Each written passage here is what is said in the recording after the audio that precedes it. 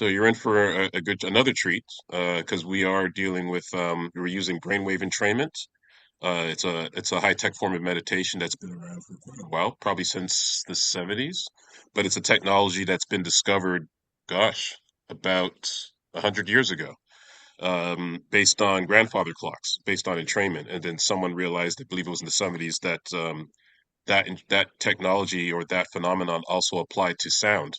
And then when they did these experiments by putting a certain tone in one ear and another tone in the other ear, uh, researchers realized that it changed brainwave states in individuals, which mimic the same brainwave states that people produce who are advanced meditators and gurus and yogis and so on. And then that's created a whole new field of entrainment or meditation that people are using until today. There was a point where it kind of died off, but then when the internet became popular, it became a thing again. And now there are a number of individuals who are taking brainwave entrainment to a whole other level. So yes, you can go on YouTube and all that and get uh, sometimes you can get some really good ones on YouTube, and but you can also get a lot of basic ones that are taking place on YouTube. But we've taken the technology far beyond what most people are doing. So I am involved in low carrier frequency brainwave entrainment. So for those who don't know, again, brainwave entrainment in this case, because there's different types, I use monaural beats and binaural beats to create these entrainment sessions. But I also combine it with a theorem called vortex-based mathematics, which was created by a mathematician by the name of Marco Rodin, and he has this a mathematical algorithm that he claims is the same algorithm as the universe itself. So everything in the universe, if anyone's familiar with the Fibonacci code, it's similar to that, but it's a code that everything in the universe goes by. So biological systems, mitosis, um, uh, computer coding, binary code. The list goes on. Transformers. When I say transformers, I'm talking about for computers, and the list goes on. But everything in the universe goes by this algorithm of 124875. So back in the day, I believe how long was it now? 18 years ago, 17 years ago, actually, I started to study this information and how I can apply it to other technologies. And because I was already working with binaural beats at the time, I was trying to find a unique way of using them, which created a whole thing for me. And it's something that I combined vortex-based mathematics with brainwave entrainment. And then I started making these programs that people in my community started using. So I started off with a group of young people who are living here I live in east side of Toronto, which is it's called Scarborough, and a group of us started using this technology on a regular basis, and great things started to happen. So people started to tap in regards to helping them with their mental health, their emotional health. It helped them greatly with their spiritual growth, and also it also allowed most of the people that was doing this under me were artists. They were visual artists, performing artists. Um, they were dancers, designers, all sorts of people. And right now, a lot of them are doing great things, and they owe a lot of it to the work that we were doing back in the day, which was about 14 years ago. And so a lot of great things came out of it. A few of those people also had their own spiritual awakenings, including myself, and it's something that we really vouch for. So I started working doing this using this technology with people around the world in about over 19 countries. And oh, we have another person coming in. We'll let this person in here. And it led off to this whole new phenomenon, a very small thing that's happening, but people in my community, um, a lot of people have been using it. At this point, probably about 1,000 people have used this technology that I've created. And so here we have it. So you get a chance to try it out here um, with 51st State meditation, and uh, and I hope you enjoy it. It's very, very simple. All you're doing is using your headphones or earbuds and you're just listening. And you can do this with your eyes closed. You can do this by doing your own meditation practice. So you don't have to stray away from your own traditional meditation practice if you have one. You can combine the two. So you just put on the headphones and you just listen with your eyes closed or while doing your meditation practice if you have one. And what it does, it slows down your brain waves, or I'm speeding them up, depending on what I'm trying to do with the beats. But in this case, we're speeding them up a bit because it's the SMR brainwave state, which is about 12 to 15 hertz. So your brain, so usually when we're in our waking state, you're in around 12 hertz or higher. When you go into meditative states, you're probably 12 hertz and lower. So that can go all the way down to zero point 0.1 hertz, but even lower than that. But I won't get into that because it starts to get complicated. It starts to get a little complex. But you also can tap into meditative states that are higher than 40 hertz. So anything below 12 hertz and anything above 40 hertz are meditative states. So the states beyond 40 hertz are responsible for mystical states that I'm sure many of you are already uh, familiar with mystical states, states of oneness, Christ consciousness, moksha, nirvana, um, uh, nirvikalpa samadhi, and the list goes on of all the different types of states that one could tap into. So I'm involved in that for a very long time. I'm very versed in this area and the work that we've put together and done. And I have a lot more information that can be. I have a book out which is called Bodhi in the Brain, Bodhi, Bodhi in the Brain, and I have a lot more information about how that technology works. And our technology is different because it's low carrier frequency brainwave entrainment, which is much different than a lot of stuff that you have on YouTube, which are they don't use low carrier frequencies because you have to be careful how you use low carrier frequencies. But that's a little bit of the information in regards to the technology that you'll be experimenting today. The technology is embedded under music. In this case, it doesn't have to be music. It could be nature sounds, it could be anything. But in this case, we'll be using music, meditation, yoga type music that will be used while the technology is buried underneath. And all you do is sit there and listen. Right now, while we're in the Zoom session, we're going to do a short guided meditation session, and then what we'll do afterwards, around 10:30, we'll switch over to YouTube, which I'll supply the link, and it's going to be a live session that will be taking place, so that we're all meditating with this technology simultaneously, and it's really really cool stuff. So even after when the session is over, feel free to go back, whether it's tomorrow the day after, and you can use this once a day if you choose to, and just get the feel of it. You can even go back to past sessions that we have because this is the sixth session, and you can listen to some of those as well because we have frequencies that are catered to alpha, theta, delta. We've covered the lower end of SMR, and I think we did gamma. Gamma is over 40 hertz. And I'm not sure if we did lambda. I don't remember if we did lambda, but if not, that will be something I'll do next month and so on. And there are many ways that you can play with these frequencies, and there's even ones on the higher end. So I do lower carrier frequency, but you can also do higher carrier frequency, which has a different effect on the brain and the nervous system. Before we get going, Where can I find your recordings, Morgan?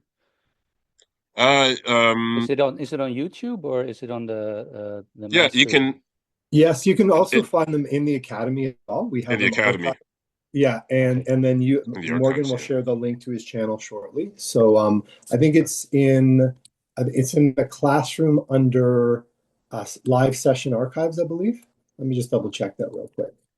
thanks. I think that's what it is. Yeah, Yeah, it is. Yeah, yeah, that's and they're all there for you, Mark. Yeah. So and what we'll do afterwards when we're done, is there a way to place a link for the archives in the school in the classroom? yeah, There's a way to do that, right? I can pop it in here, sure. Yeah.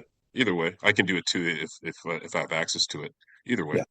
And so what we'll do is I want to make sure that everyone's comfortable. I don't have everything set up on the computer here only because Zoom has made some changes and I don't seem to have, so I'm just going to do things here off my phone. Oh my gosh, everything's going crazy right now. Everyone's getting the message. So here, so all right, so we'll get started here. So just make sure you're comfortable. You can be sitting up on in a chair on your couch, or you can be sitting cross-legged, whatever's comfortable with you. You don't need your headphones yet for the technology because the technology will happen around 10:30. But just make sure you're sitting comfortably. You can have your back straight if that's comfortable for you. It's preferred. in meditation practice, but everyone is different depending on their condition. I have like lower back issues, but I'm able to sit up. I have to sit up against a wall when I do my meditation practice, which I have been doing for the last 23 years. And sometimes it can get really difficult, especially on the back or on the knees, but I try to do it anyway. But do whatever is comfortable for you. And, okay, so sitting up with back straight. We're just going to do a bit of a warm up first. So you're sitting with your eyes closed, breathing through your nostrils, not necessarily through the mouth, but through the nostrils. So you breathe in and breathe out, and breathe in and breathe out.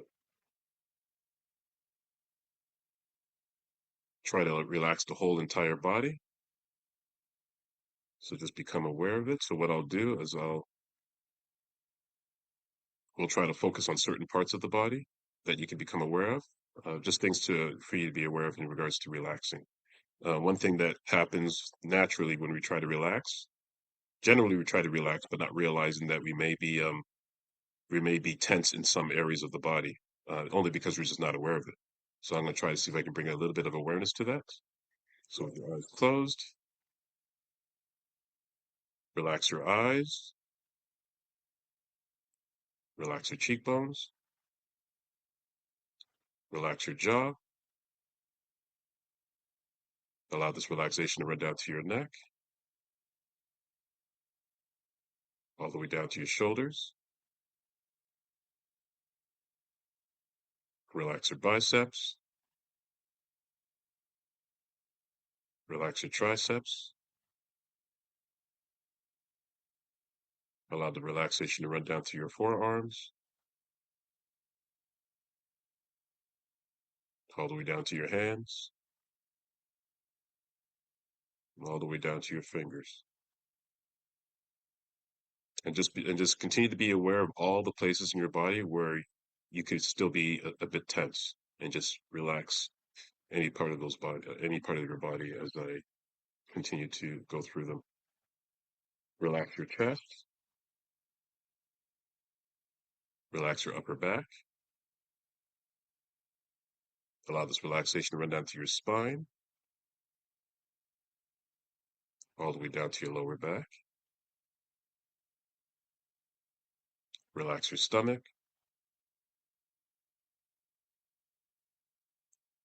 Allow this relaxation to run down to your hips, all the way down to your legs, your thighs, and your hamstrings. Relax your knees. Allow this relaxation to run down to your calves, all the way down to your feet, all the way down to your toes.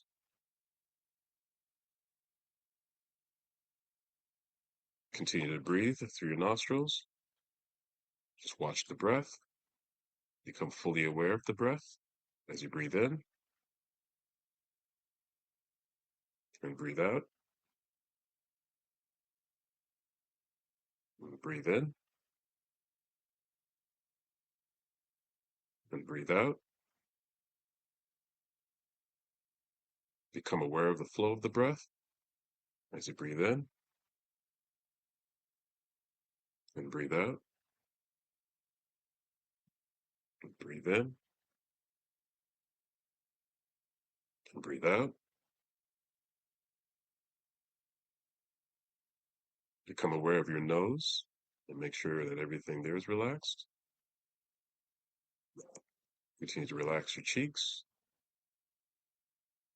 Continue to relax your eyes. Relax your jaw. For some people, they can be very tense there. Continue to relax your shoulders. See if there's any tension there. Relax your forearms. Check to see if there's any tension there that needs to be released. check your stomach once again. Just make sure that there's no tension there. And sometimes then when you realize that you're tense in certain areas and you relax them, sometimes you may realize that you start to tense up in other areas. That's why meditation can be a little tricky, and why some people say that they're not successful with meditation, only because the lack of awareness of learning how to release the tension in those areas, because you naturally start to tense in other areas. It's just our way of, I guess it's a default mode for our survival, and your body's always on guard. But as long as you know you're in your house or in your space and you know you're safe, you can let go of all these areas, at least temporarily, because everything is necessary. Being tense and all of that is necessary. There's a reason why it's there. But right now in your safe space, you can just let go.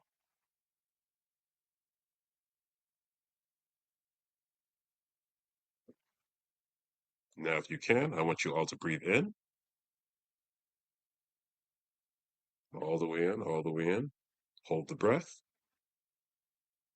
1, 2, 3, 4, and release. Breathe in again, all the way through your nostrils. Hold for 5 seconds. 1, 2, 3, 4, 5, and release. Breathe in again. Inhale, all the way in. Hold the breath again for a count of 6 seconds. 1, 2, 3, 4, 5, 6, and release. Breathe in again. Hold the breath. Hold for a count of 7 seconds. 1, 2, 3, 4, 5, 6, 7, and release.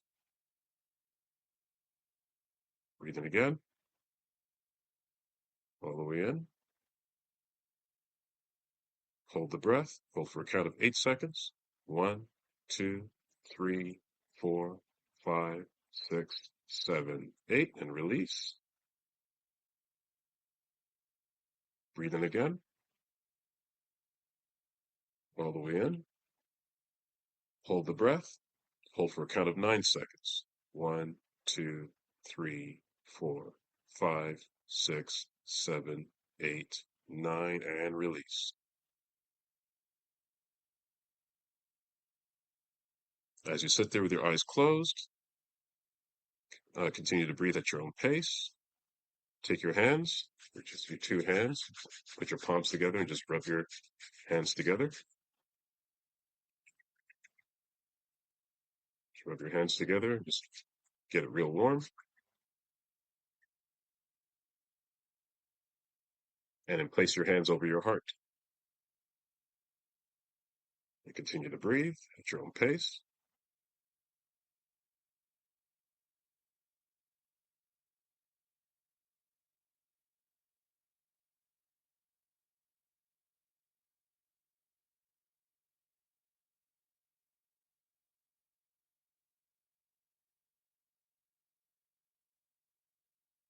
Rub your hands together again. Get it real warm. And as you rub your hands together, you're stimulating the meridian points in the palms. Now place your hands over your navel, over your belly button, and breathe at your own pace.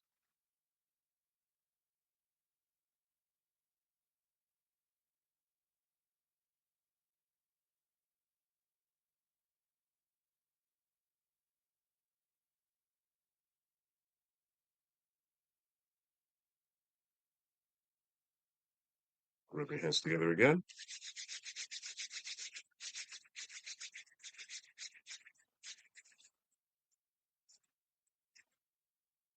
And then place your hands over your third eye. So that's between the eyes. And just rest your hands there. Breathing in and breathing out at your own pace.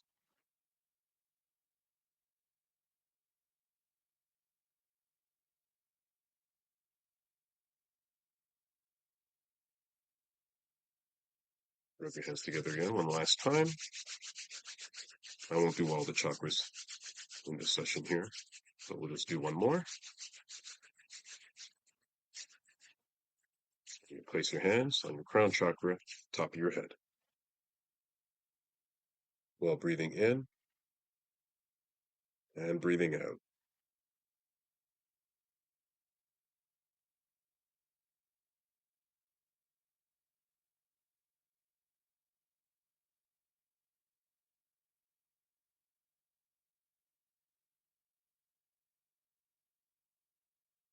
Continue to relax.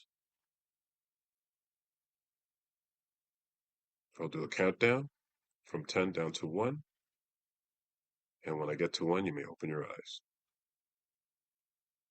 10, 9, 8, 7, 6, 5, 4, 3, 2, and 1. You may open your eyes.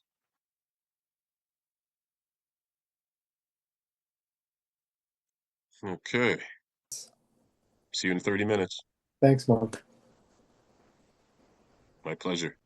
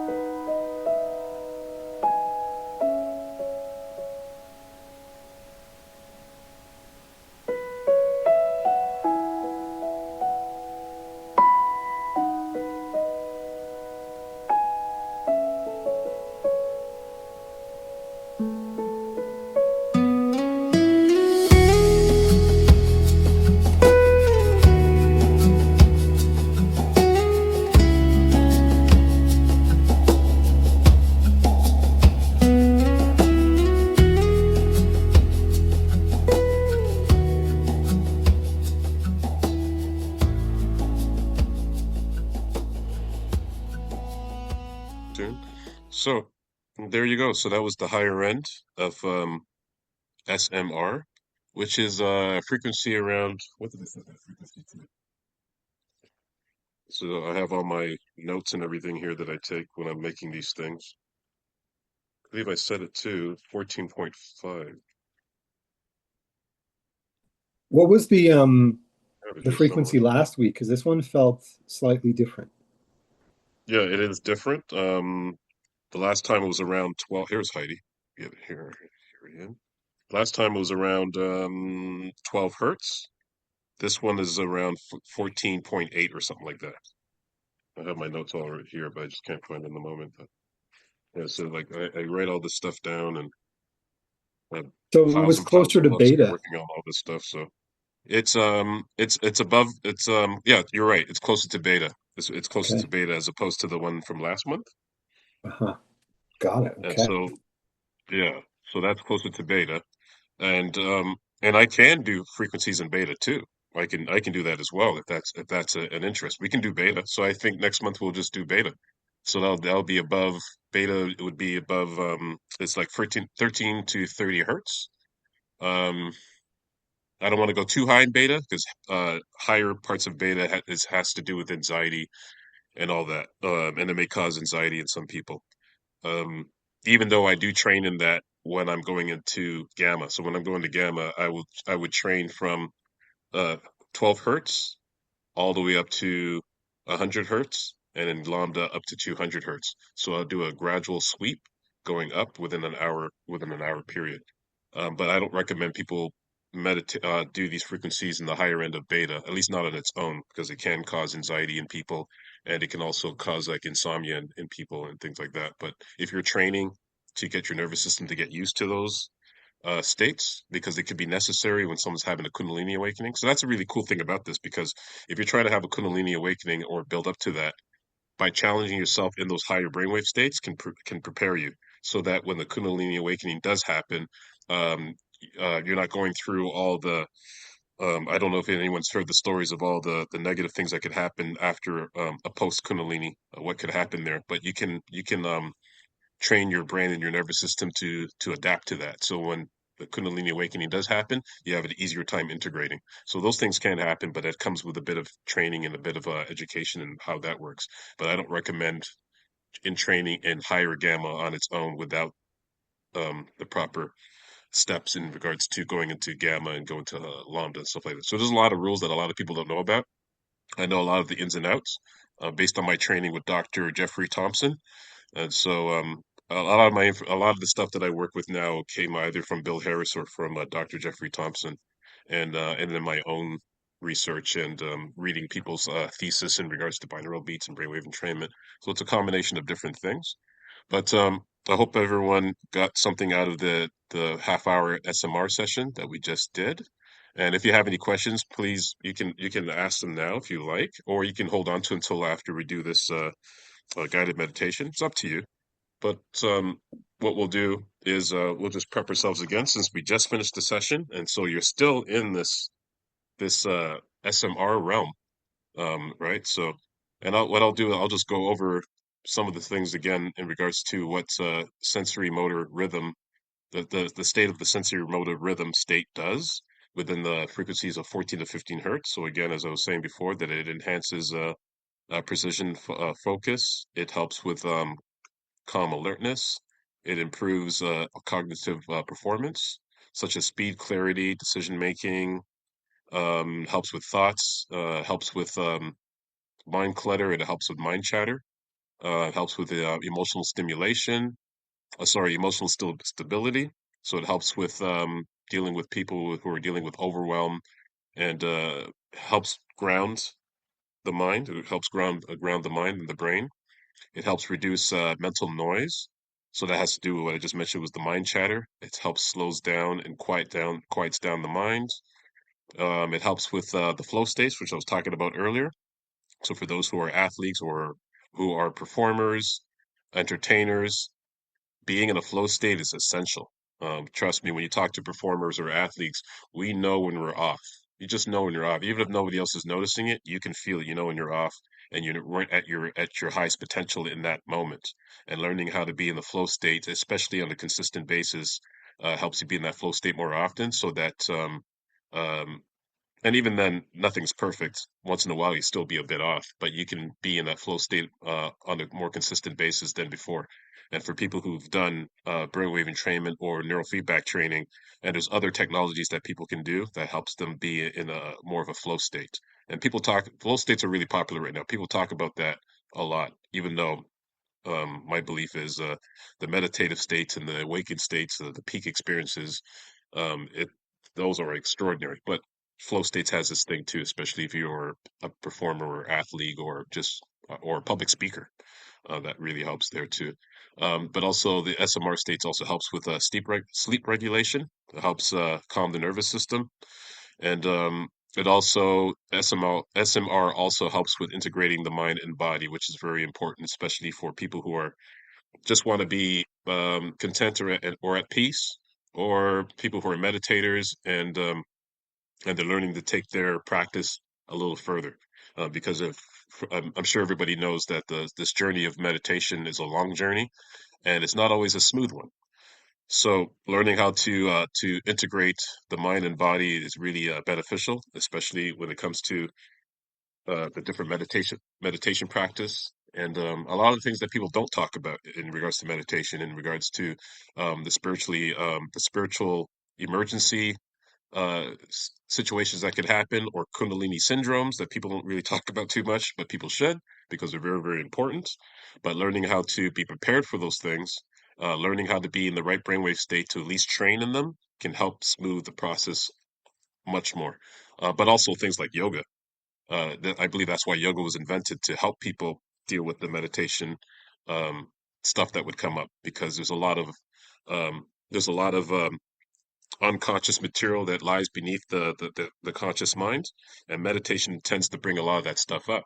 So yoga, shadow work, and other forms of modalities helps with calming the nervous system and the mind, so that you can go deeper into your meditation, so that if your goal is awakening, that you can have one. Because the reason why people stop, because they're not prepared for the negative things that comes up, like when people talk about the dark night of the soul. So learning how to prepare yourself in these different states can help with that. It also can bring up a lot of this stuff too. Don't get me wrong. So it takes practice, it takes patience, and it takes a lot of education and having a good teacher. But we'll continue here. So that was just some information about the SMR states. But what we'll do, we'll continue a little bit of our meditation. So again, you're sitting down, whether you're sitting on a chair or sitting on your couch, or you're sitting cross-legged or in a lotus pose. Either way is fine, with your eyes closed.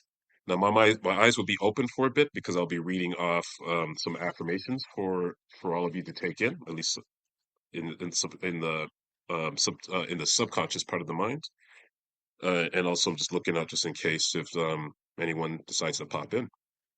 So you're sitting again with your back straight, eyes closed, and you're relaxing your whole entire body, from your eyes all the way down to the sole of your feet. Just breathe at your own pace, breathing through your nostrils, not through your mouth, but just through your nostrils, breathing in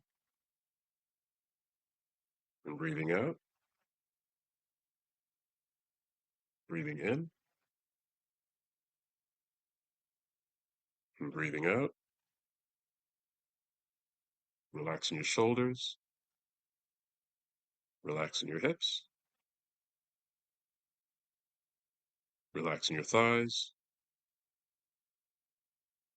relaxing your stomach, relaxing your chest, relaxing your neck, relaxing your cheekbones,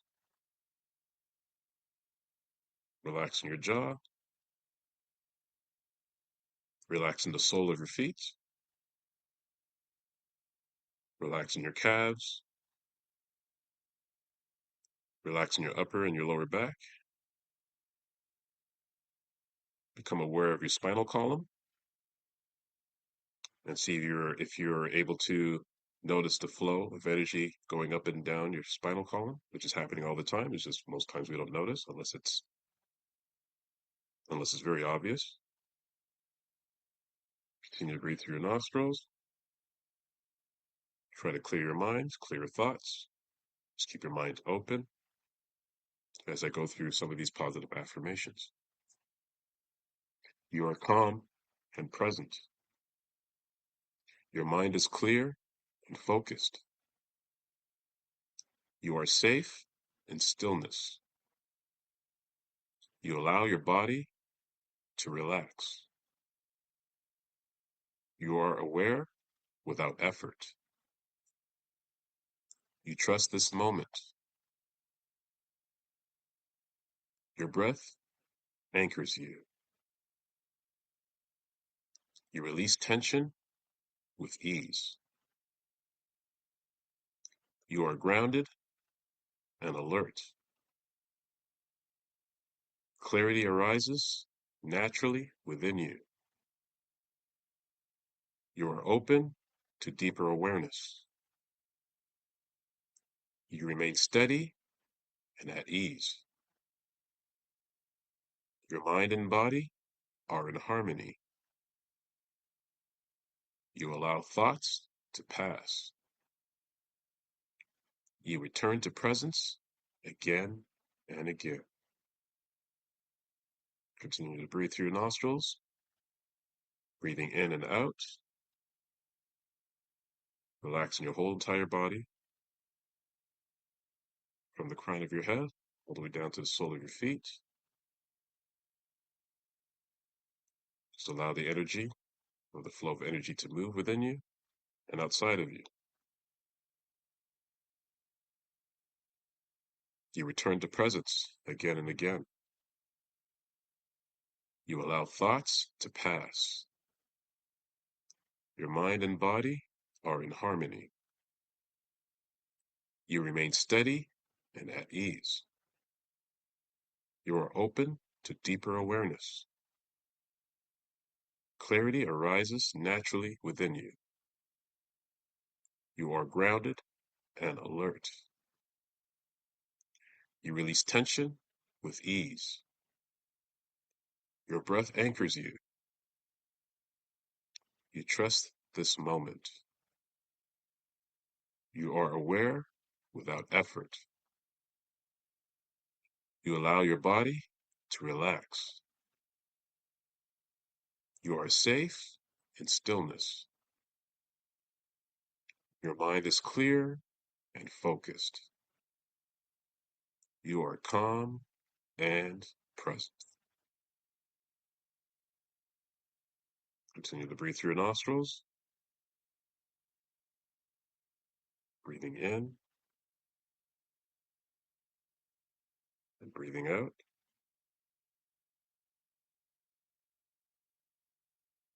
Breathing in and breathing out.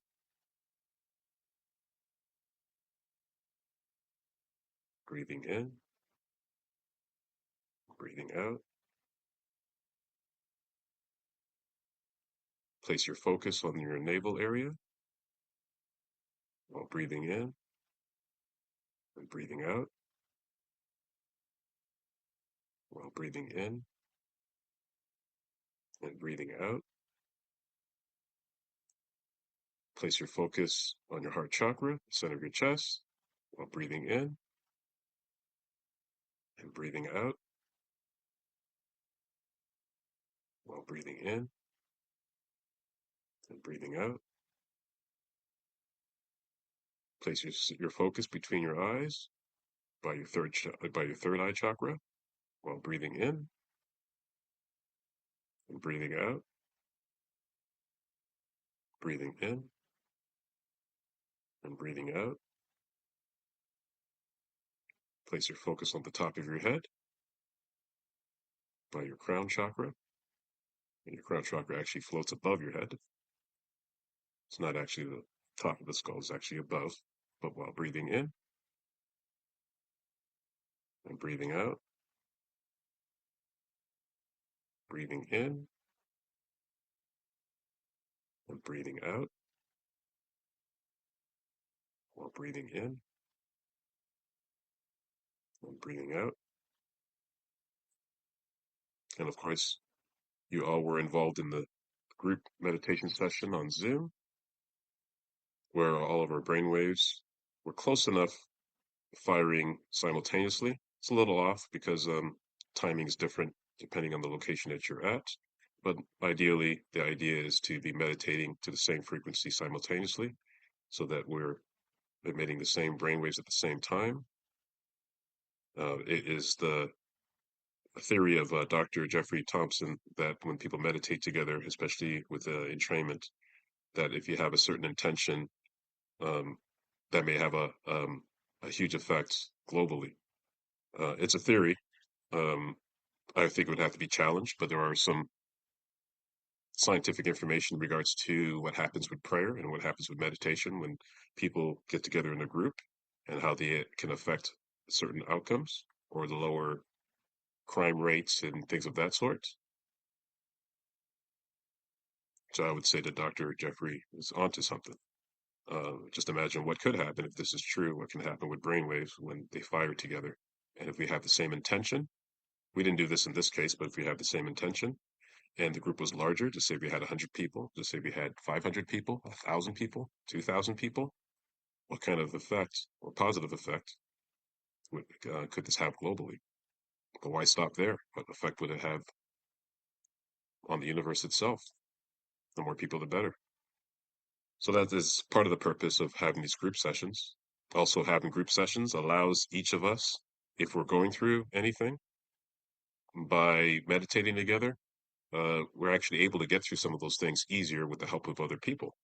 We'll just imagine all of us meditating together, firing the same brainwaves, and just say if I'm having a situation with, just say, with anxiety or something, there's a loss of something, and I meditate with a group of people who are, on the same path or meditating within the same state. Could the group help me, support me unconsciously in regards to what I'm going through to make my path or my journey a little easier, and vice versa? So there are many benefits in group meditation when people meditate in communion, as opposed to individually. Individually, you have your own practice where the goal may be to awaken, and then with group meditations, that's where we get to share. So if I'm strong in a certain area, some of that can be shared with everyone else. And if Leaf is strong in a certain area, and that is released within the field, we may all benefit from that, and vice versa. So there's a power. If this is all true, there's a power in meditating together, so that we get to share our strengths and probably even out our weaknesses. So it's just something to think about why I love doing these group meditations. And as you do them, you may start to realize that you start to evolve in certain areas that you probably had trouble in, just because of there's other people in the space that is helping you balance out and helping you integrate your nervous system and your brain and nervous system as you're doing the same for them, and on and on and on. So this could go a far way. I just think that more studies would have to be done on that to see where that can go. But I think there's a lot there. I think it shows some potential, it shows some promise there. So as you're sitting there, when you're relaxed, I'm going to count from 10 to 1. And once I get to 1, you may open your eyes. 10, 9, 8, 7, 6, 5, 4, 3, 2, 1. You may open your eyes.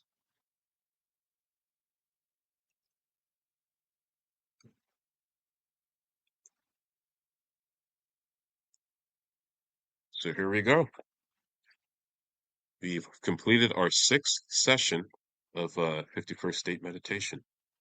I'd like to thank Leaf for making this all happen. Um, I don't know if anyone here knows Leaf personally, but I just find him to be such a great individual, and I'm just so glad to be working with him, and proud of the work that he's been doing globally on the global basis. What he's doing is not a very easy thing to do, and it takes a community of people to help out and all that, because the work that he has, it's a great load that he has on his back, and I highly respect Lee for what he's doing and what he's accomplished, and also too just the students who've graduated from the academy and the work that they're doing, whether locally or globally. So I think that Leaf will see the fruits of his labor years from now, and I think it would be a great thing to see in his old age when he sees the benefit of what this has done for people around the world. Because I'm just so amazed when I hear where people are from and how far this message is reaching. Because integral theory is so important, and I think it's so critical, especially in this day and age, of what we can do with this information and how we can use this information to develop and to reach our higher stages of development, and also to our higher states of awakening, where we get to awaken, we get to wake up, we get to grow up, we get to clean up, we get to show up. And this is not easy work. It's very hard work. And we need the support of others. This is where communion comes in. We need the support of others because a lot of this is hard to do on our own. And for many years, I've been doing this on my own.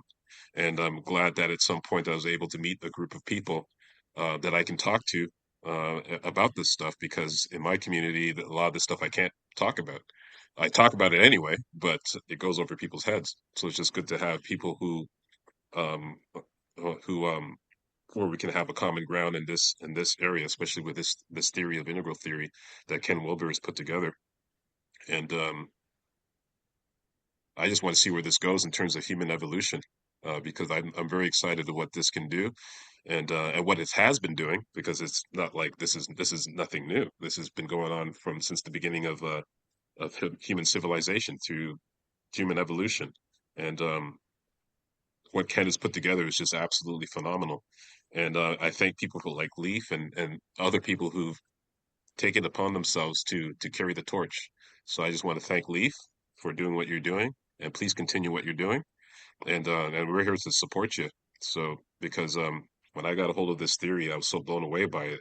I was surprised that hardly anyone else knew about it. So I'm glad that I got a hold of the information. I actually got a hold of this information through Bill Harris when he was alive. So just to see how this has evolved and where it's going and the results that's coming out of this, and so on. And I'm glad that each one of you are part of this. And for everyone who's not in the group today, the work that you're doing individually, and I encourage you to continue the work, because this never stops. So I just want to congratulate everyone for doing your part in regards to integral theory and what we all can do for the world, whether it's local, if it's global, whatever the case is. But there's so much that can be done here, and the world needs more people to help them through the stuff that we're going through, because this is a collective thing. This is not just individual. And for those who are into the non-dual space, realize that there is no distinction between the individual or the collective, that it is one and the same. And when we're talking about the collective, I'm not just talking about human beings. I'm talking about all life. I'm talking about all matter. I'm talking about um the non sentient beings and the sentient beings. Everything is all one thing, and one realizes that when they reach to the highest level of Tita, and realize that everything is as it is, that it's consciousness. I would even say it's beyond that, but it's existence and its non-existence, its presence and its non-presence, it's evolution, it's non-evolution, it's everything. It's love with a capital L. And every one of us are capable of tapping into this and seeing the wonder of what we actually are, or to see ourselves at our essence of what we actually are, the ground of all being, and watching the roles that it's playing out, which is our individual selves, um, our culture, our traditions, our religions, our philosophies, our other forms of everything within the academic field. Everything, all of it is one thing, which they call absolute monism.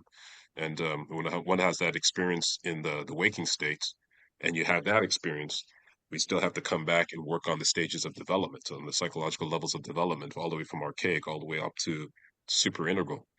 Uh, they're both necessary, because we have to be present within our individual selves and be the best person that we can be, and being able to take on more perspectives, because this is the beauty of integral theory.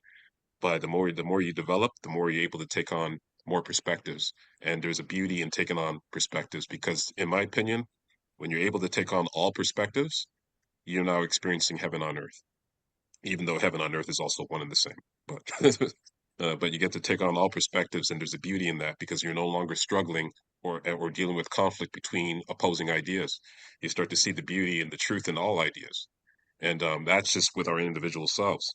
Now, just imagine if you have the experience, which some of you probably have already done, of having the experience of the ultimate source, the ultimate being, the ultimate ground of all being, the self, whatever you want to choose to call it. I like to use the Hindu term prabrahan, which you would say power Brahman, to have that experience and realize that everything that's happening, good and bad, is all happening because of this ground of all being. That it's the existence itself, and to have that experience, and then to have this individual experience of us going through the journey of evolving and reaching our highest stage of development. I can't see anything more beautiful than that.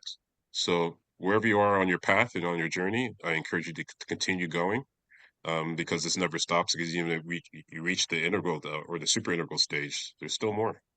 And I'm just excited to see where this all goes. And but yeah, and that's it, I guess. And so we'll be back here again next month, and we'll move forward. The next month we'll do beta, lower beta, and see how that affects everyone. See how people feel on that one, and we go from there. Yeah. Beautiful. Thanks again, everyone. Thanks, Thank you. everybody. Thank you. Have a great Thanks, day or bye. evening, wherever you are. Bye-bye. Bye now. Take care.